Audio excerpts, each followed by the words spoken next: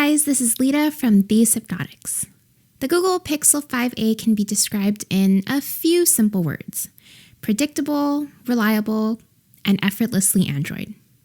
As someone who has used virtually every generation of the Pixel smartphone series thus far, I'm still excited every time I open up a new Pixel phone. It isn't because it's the sexiest, gamiest, or even the cheapest phone on the market at any given time. It's simply because I know exactly what I am getting, and that is a well-rounded experience. Although we know the Google Pixel 6 and its new body design is soon upon us, there's still a lot to be said about the current form factor of the Pixel 5a. Similar to its 4a predecessor, the 5a uses a matte plastic finish on top of a metal unibody. As mentioned in the unboxing video, there is only one color for the Pixel 5a, and that is just black. You'll see this theme recurring throughout my review because it's just that simple. There just aren't any decisions a buyer needs to make with the Pixel 5a. Everyone gets the same exact experience. Although the color is labeled black, in some lighting, it can potentially pass off for being a deep forest green color. As someone who doesn't typically use a case with their device, I appreciate the textured back on the 5a, as well as the slim but still lofty 6.5 ounces it consists of in your hands. As always, I'm a fan of the two-tone power button, which gives it a nice design touch, and the perfectly shaped rear-mounted fingerprint scanner on the back is also something I'm fond of. It just works reliably well as an established form of biometric security. There's also a 3.5mm headphone jack on the top of the phone and a USB-C port on the bottom alongside a bottom-firing speaker.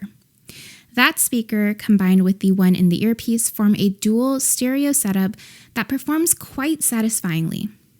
Audio was clear, but at around the 80% level, sound begins to filter towards the tinny side. You'll most likely be happy with the quality of audio coming out of the Pixel 5a when playing media, though. We'll touch more on the camera later, but from a design standpoint, I appreciate the omittance of a significant camera hump. For a single set price of $449, you won't get flagship benefits like wireless charging or an additional zoom lens with the Pixel 5a. However, to me, Google seems to invest the resources into exactly what you need to maximize every dollar in the purchase. Similar to last year's Pixel 4a 5G, the 5a houses a Qualcomm Snapdragon 765G with 6GB of RAM. There's also only one option for storage with 128GB. When it comes to performance, the 5a is a very serviceable phone as an everyday phone. The biggest gripe I noticed was when taking out the phone to snap a quick photo or video.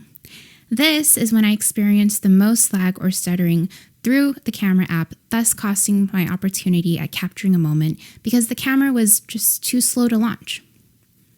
For a mid-range phone, the 5a runs otherwise seamlessly with Android 11. If you're looking to play intensive games on a device, I would suggest looking elsewhere, but for other forms of entertainment and social media or news consumption, the 5a is a fluid and functional experience. Another bonus feature Google gave the 5a is Ip67 Certification, which allows for dust and waterproofing.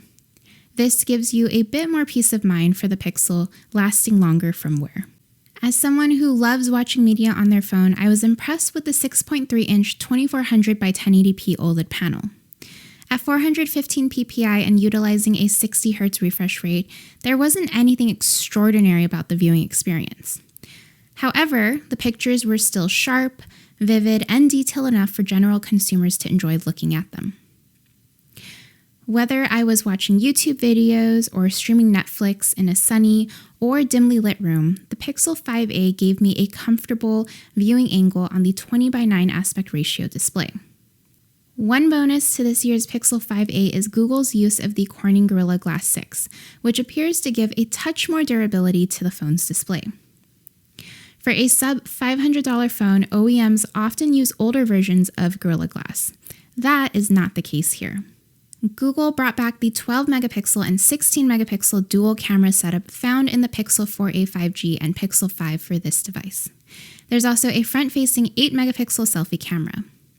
As expected from previous usage, the Pixel 5a cameras managed to capture a lot of depth and clarity while maintaining relatively true-to-life color balances on auto mode. For anyone who is already familiar with the Pixel camera, you won't be disappointed with the photo quality here. While there isn't a leap in technology, it's a tried and true product that to this day is competitive with other cameras on the market. You can also record video up to 60 frames per second in 4K. For a $449 phone, the Pixel 5a features probably the best camera a mid-range device can buy right now. That being said, there was one aspect to this that made the Pixel 5a more complicated for me to use. Despite an excellent camera in terms of photo quality, the load time to launch the camera app on the 5a feels like it takes a second or two longer than it should. This has caused me to miss shots at time or feel frustrated with the lag when trying to take photos or videos quickly. While this isn't necessarily a deal breaker or completely terrible user experience, it is challenging for me to admit that the Pixel 5a has the best camera experience compared to other Pixel devices I've used in the past. Hopefully this is something Google can improve in future iterations with a software update, but it is troubling to see it persist for as long as it has.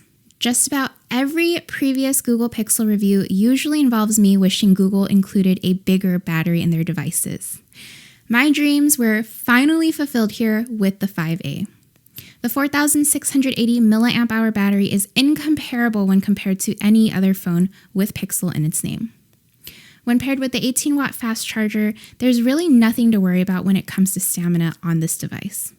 I have watched videos for hours on here, browsed social media, used the camera, and I still cannot drain this phone completely by the end of the night. Without a doubt, this has been the best Pixel battery experience yet for me. The combination of a lower refresh rate, bigger battery, and most likely a more efficient mid-range processor has done wonders for the endurance of the budget Pixel phone. And despite the minor issues in performance due to the software of the camera app, the Google Pixel 5a is a very serviceable phone with perhaps one of the most well-rounded packages in this current market. As mentioned before in this review, you know exactly what you're getting with this phone. There's nothing wrong with that. The Pixel 5a is a thoughtfully constructed, decision-free phone that generates exactly as it should. That in itself is pretty valuable. Once again, I'm Lida from Sypnotix. Let me know what you think of the Google Pixel 5a in the comments below, and I will see you guys next time. Bye! So the other day, I was on a Zoom call at work, and I just dropped everything I was saying, and I told them, subscribe.